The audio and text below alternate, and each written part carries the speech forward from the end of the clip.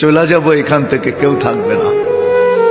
যিনি থাকার উনিই যখন থাকেন না, কারো কাছে মালাকুল মউত অনুমতি নিয়ে আসে না, আসবে না। শুধু একজন মুহাম্মদুর রাসূলুল্লাহ সাল্লাল্লাহু আলাইহি ওয়াসাল্লামের কাছে মালাকুল মউত যখন আসছেন, তো আল্লাহ বলছে বন্ধুর কাছে অনুমতি নিয়ে ঢুকবে। অনুমতি দিলে ঢুকবে, নাইলে ফিরে আসবে। বন্ধু আমার, খবরদার অনুমতি ছাড়া যায় গর্জায় ঢুকা যাবে না।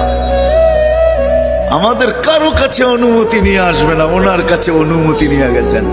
তারপরও বলছে শোনো, ঢুকার অনুমতি দিলেই কিন্তু হাত রাইখা দিবা না, আবার অনুমতি নিবা, রাখবা কি রাখবা না।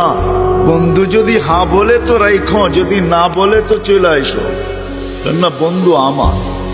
কার বন্ধু? হ্যাঁ, কার বন্ধু? হাবিবুল্লাহ